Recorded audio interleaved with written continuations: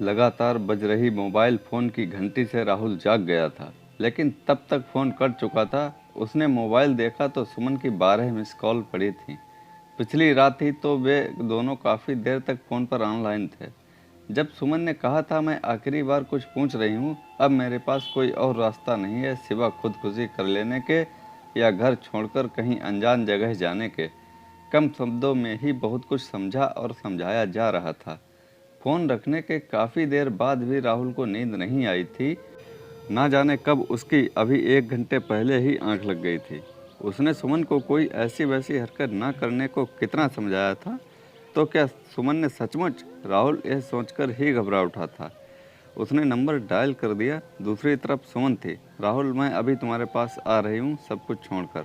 हम किसी नई अनजान जगह पर चले जाएंगे जहाँ हमें कोई भी नहीं जानता पहचानता होगा, और वहीं जाकर अपनी एक नई ज़िंदगी शुरू करेंगे। राहुल अवाक सा रह गया। उसके मुंह से बस इतना ही निकला, नहीं सुमन, हम ऐसा नहीं कर सकते। सुमन ने सुबकते हुए कहा, राहुल, तो इतने साल से तुम मुझे प्यार नहीं करते थे? तुम मुझे सिर्फ अपनी जिस्मानी भूख शांत करने की खुराक समझते रहे। अपना सब कुछ तो तुम्हें दे दिया है, बस एक जान बची है, वह भी दे देती हूँ। राहुल ने भी रोते हुए कहा, नहीं सुमन, मैंने तुमसे सच्चा प्यार किया है, जो हमेशा ही जस का तस बना रहेगा। लेकिन तुम इस कदर पागलों जैसी बात ना करो और ना ही ऐसे ख्याल पालो। मैं तुम्हें थोड़ी देर में बताता हूँ। फ़ोन रखने के बाद राहुल अपने बिस्तर पर निढाल हो गया। उसका सिर लग रहा था मानो फट जाएगा। उसके सामने सब कुछ किसी फिल्म की तरह चलने लगा। इंटर की केमिस्ट्री कोचिंग की क्लास में सुमन उसकी बैचमेट थी। अलड़ सी सुमन एक औसत रंगरूप की लड़की थी। ना जाने नोट्स के लेन देन के बीच या किसी न्यूमेरिकल की गुत्थी सुलझाते हुए कब दोनों के दिल उलझ गए, पता ही नहीं चला। सब कुछ नॉर्मल चल रहा था कि अचानक बोर्ड के इम्तिहान की घोषणा के साथ ही कोचिंग क्लासेस बंद हो गईं और दोनों ने एक दूसरे की अहमियत अपने लिए महसूस की। इसके बाद उन दोनों ने फ़ोन पर बातें शुरू कर दी थी, लेकिन अपने भविष्य को लेकर वे सजग नहीं थे। यही वजह थी कि उन्होंने इंटर का इम्तिहान अच्छे नंबरों से पास किया था। सुमन ने वहीं अपने शहर के महिला डिग्री कॉलेज में दाखिला लिया और राहुल ने यूनिवर्सिटी से अपने आगे की पढ़ाई करने का फैसला लिया। दोनों में सब्र था, एक दूसरे पर अटूट भरोसा था।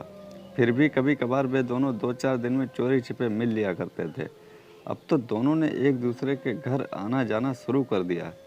राहुल सुमन के मम्मी पापा से अच्छी तरह घुल मिल चुका था, तो सुमन भी राहुल की माँ और बहन निकिता की अच्छी दोस्त बन चुकी थी। निकिता की शादी के लिए वर की तलाश की जा रही थी, जिसको लेकर दोनों के बीच खूब हंसी मजाक भी चलता रहता था। कभी कभी ऐसा भी होता था कि घर वाले कहीं बाहर गए हों, तो ऐसे में सुमन और राहुल का प्रोग्राम बन जाता था। दोनों समझदार थे, कभी जिस्मानी ताल्लुक़ का ख्याल नहीं आया, ना कोशिश की गई किसी तरफ से।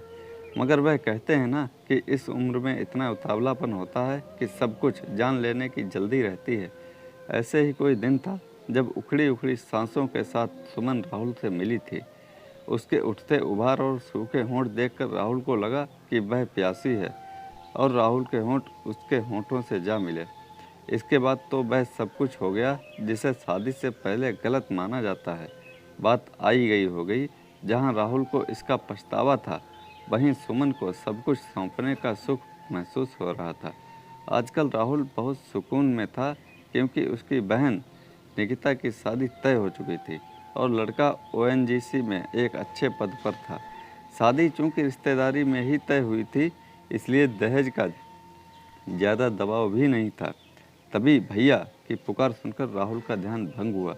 निकिता चाय का प्याला हाथ में लिए सामने खड़ी थी, इस उलाहने के साथ कि महाराज आजकल बहरे होते जा रहे हैं, मेरे जाने के बाद इनका ना जाने क्या होगा।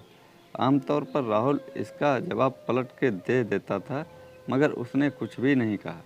चाय रखी हुई थी, वह फिर से अपने ख्यालों में खो गया। अभी पिछले हफ्ते की ही तो बात है, जब सुमन ने बहुत घबराकर राहुल से तुरंत मिलने को कहा था, इस खास हिदायत के साथ कि घर के अलावा कहीं दूसरी जगह पर। सुमन ने जब राहुल मिला तो सुमन बहुत घबराई हुई थी। उसका गला रूंधा हुआ, मगर उसकी आवाज़ में एक भरोसा था। सुमन ने बताया कि उसका प्रेगनेंसी किट से टेस्ट पॉजिटिव आया है। इतना सुनकर राहुल को मानो सदमा सा लगा था। फिर भी खुद को संभालते हुए उसने कहा था, घबराओ मत, एक बार फिर से चेक कर लो। दोबारा जांच करने पर भी वही नतीजा आने पर सुमन के सब्र का बांध टूट गया। तब उसने कहा था, राहुल तुम मुझसे शादी कर लो। नहीं, ऐसा अभी मैं कैसे कर सकता हूँ, अगले महीने ही तो निकिता की शादी है, राहुल बोला। मगर फिर मैं क्या करूँ, कहाँ जाऊँ, कहकर सुमन फिर से सुबकने लगी। राहुल बोला, क्या बताऊँ, मेरा दिमाग कुछ भी काम नहीं कर रहा है। हाँ, तुम्हारे दिमाग को वह सब काम तो खूब बढ़िया से करने को आता है, सुमन ने ताना मारा। उन दोनों के बीच की बातचीत बेनतीजा रही। राहुल ने सुमन का पिछले कई दिनों के बाद कल रात को फ़ोन रिसीव किया था। उसे लगने लगा कि दिमाग की नसें फट जाएंगी, तो वह उस सोच से उबरने की कोशिश करने लगा। जितना वह उसे भूलना चाहता था, उतना ही उसमें उलझता जा रहा था।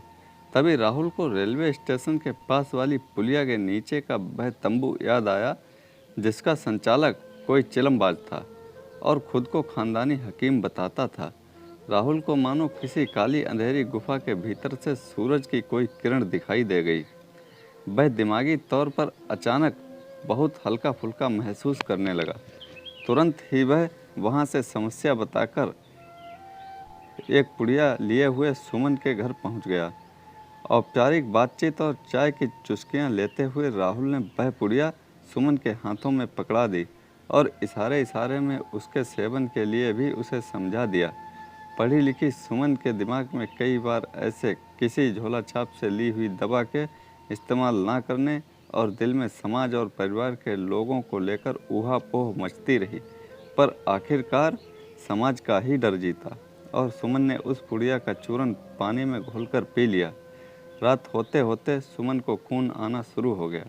पहले पहले तो इस पीड़ा के बीच भी सुमन मन ही मन खुश हुई कि दवा सही काम कर गई, मगर समय बीतते के साथ खून रुकने का नाम नहीं ले रहा था। वह अपने कमरे में ही बेहोश हो गई। उधर मानो राहुल सारी समस्या से बाहर आ चुका था, हालांकि रह रहकर उसे सुमन का ख्याल आ ही जाता था। उधर सुमन की माँ ने जब बहुत देर तक सुमन की आहट महसूस नहीं की, तो उन्होंने उसके कमरे में जाकर देखा। वहाँ का सीन देखते ही उनके होश उड़ गए। सुमन को अस्पताल में भर्ती कराया गया, जहाँ डॉक्टरों ने सब कुछ साफ कर दिया। अगले दिन सुबह के 10 बजे राहुल का फ़ोन सुमन के नंबर पर आया और सुमन के पिता ने बात की। सुमन के बारे में सुनते ही राहुल को मानो चक्कर आ गया। सुमन के पिता बहुत सुलझे हुए और समझदार इंसान थे। उन्होंने कोई आक्रामक तेवर नहीं दिखाया था, ना ही वे राहुल या सुमन को दोष दे रहे थे। हाँ, उनके स्वर में चिंता जरूर छिपी थी, जैसा कि लाजमी भी था। उनके इस बर्ताव ने राहुल को पछतावा महसूस करने पर मजबूर कर दिया। राहुल ने अपने पिता से आज ऑफिस ना जाने के लिए कहा और उनको साथ लेकर अस्पताल चला गया। सुमन और राहुल के पिता ने हालात को भांपते हुए यह फैसला किया कि राहुल और सुमन की शादी भी निकिता के ब्याह मंडप में ही कर दी जाएगी। तो दोस्तों, कैसी लगी ये कहानी, लाइक करें, कमेंट में हमें बताएं और चैनल को सब्सक्राइब करना ना भूलें। धन्यवाद।